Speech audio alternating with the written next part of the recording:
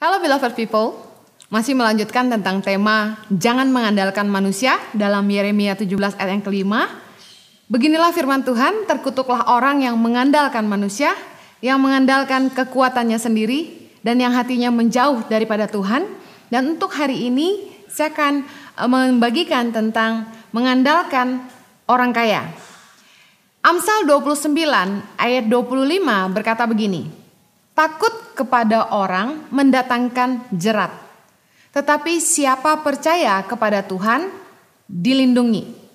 Saya teringat waktu saya sama Jojo pertama kali pulang ke Indonesia tahun 2006, kami sempat melayani di Bandung. Dan yang mensupport kami itu orang kaya selama kami melayani di Bandung. Dan satu kali sekitar bulan awal-awal 2007, beliau tiba-tiba meminta kami untuk kembali ke Australia untuk bergabung dengan salah satu gereja yang denominasinya cukup besar di Bandung untuk membuka cabang gereja tersebut di Sydney. Karena gembala dari gereja ini, denominasi ini sedang berencana membuka gereja di Sydney dan mereka membutuhkan pendeta yang merupakan permanent resident Australia. Nah, beliau meminta Jojo supaya pindah pulang kembali ke Australia. Nah, kalian pasti sudah pernah mendengar di dalam khotbah saya bahwa saya dan Jojo mendapat panggilan Tuhan untuk kembali ke Indonesia. Banyak hamba-hamba Tuhan yang mengalami keadaan, diperhadapkan dengan keadaan seperti ini ketika kita harus menghadapi orang-orang kaya yang dipakai Tuhan jadi raja-raja untuk mendukung pelayanan para imam. Pada saat itu Tuhan mengingatkan kepada saya ayat ini. Takut kepada orang mendatangkan jerat, tetapi siapa percaya kepada Tuhan dilindungi. Jujur waktu itu masa depan kami itu gak jelas banget. Kalau kami nurut sama orang kaya ini, beliau memberikan jaminan yang luar biasa. Kalau kami mau kembali ke Sydney untuk membangun gereja dengan denominasi ini, kami akan diberikan rumah, fasilitas mobil, dan gaji ribuan dolar pastinya. Dan sementara panggilan Tuhan dalam hidup kami untuk mengentaskan kemiskinan di Indonesia, enggak ada jaminan masa depannya. Siapa yang akan support kami? Bagaimana kami bisa menolong orang miskin? Dengan uangnya siapa? Waktu itu masa depan kayak enggak jelas banget. Tidak ada yang menjanjikan apapun. Dan pada saat itu saya bersyukur punya suami yang takut akan Tuhan dan Jojo dengan tegas mengambil keputusan untuk kami resign dari pelayanan kami di Bandung dan kembali ke Jakarta karena dengan alasan kami tidak bisa menuruti apa yang pengusaha ini minta kepada kami. Kami tahu kalau kami tidak bisa mengikuti apa yang beliau inginkan, berarti kami harus mengembalikan semua fasilitas yang dipinjamkan dan berarti kami juga akan kehilangan support bulanan kami. Tetapi saya bersyukur kami melakukan itu. Karena firman Tuhan mengatakan, siapa percaya kepada Tuhan dilindungi. Hari ini sudah 13 tahun lewat, Tuhan menyertai kami. Jangan mengandalkan orang kaya. Hanya karena mereka punya uang dan mereka menjanjikan masa depan. Belum tentu itu jaminan yang memang Tuhan berikan buat hidup kita. Lebih baik berlindung pada Tuhan, percaya kepada Tuhan, karena Tuhan yang tahu masa depan kita. Jujur sebagai hamba Tuhan seringkali ini jadi dilema ketika raja-raja yang dipakai Tuhan untuk mensupport para imam meminta hal-hal yang berlawanan dengan panggilan, berlawanan dengan isi hati kita, berlawanan kadang-kadang dengan kebenaran. Beberapa hamba Tuhan mungkin takut kepada orang kaya dan dari awal pelayanan kami di Indonesia, Tuhan sudah memperhadapkan masalah ini. Yang jujur notabene kami belum pernah hadapi. Dan saya bersyukur kebenaran firman Tuhan ini diajarkan kepada saya dan Jojo. Kami lebih baik mengandalkan Tuhan daripada mengandalkan orang. Tidak semua orang kaya demikian, tetapi menjadi pelajaran yang penting juga bagi orang-orang yang diberkati Tuhan dengan kekayaan yang melimpah hari ini. Apabila Tuhan memberkati Anda dan Tuhan memakai hidupmu untuk menjadi berkat bagi pelayanan, bagi pekerjaan kerajaan sorga di bumi, hati-hatilah untuk tidak menjadi Tuhan bagi para hamba Tuhan. Firman Tuhan berkata dalam Yesaya 51 ayat yang 12, Siapakah engkau, maka engkau takut terhadap manusia yang memang akan mati, terhadap anak manusia yang dibuang seperti rumput. Kita gak boleh takut sama manusia.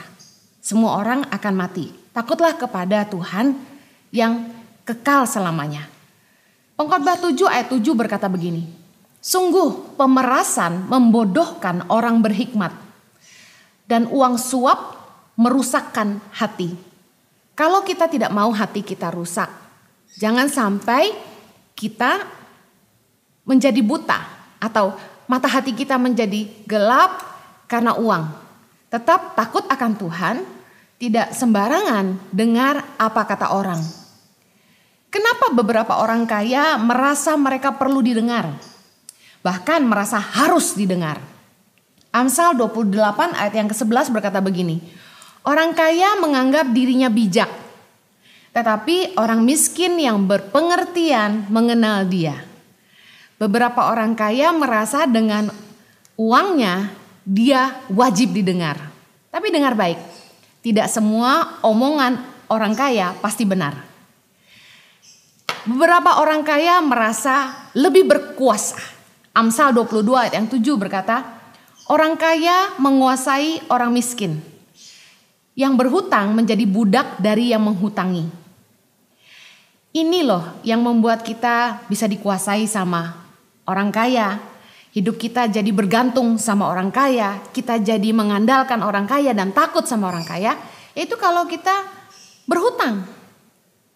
Maka kita akan dikuasai kata firman Tuhan.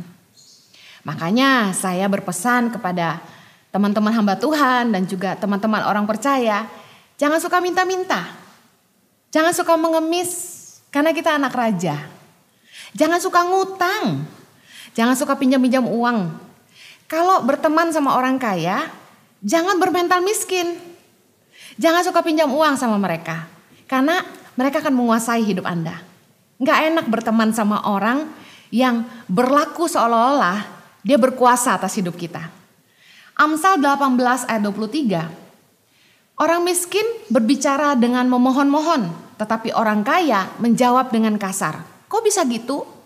Karena orang kaya merasa mereka patut dihormati, mereka patut dihargai. Punya uang berarti punya posisi, punya uang berarti lebih punya power.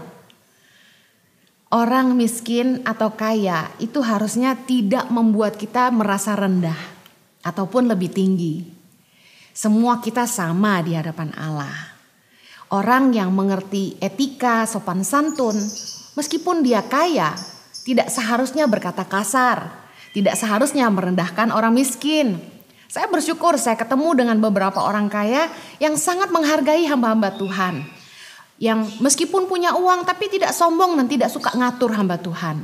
Saya senang melihat beberapa orang kaya tidak sok powerful. Tapi ada juga yang memanfaatkan, menyalahgunakan kekayaan mereka. Makanya Markus 10 ayat 25 berkata, lebih mudah seekor unta melewati lubang jarum daripada seorang kaya masuk ke dalam kerajaan Allah.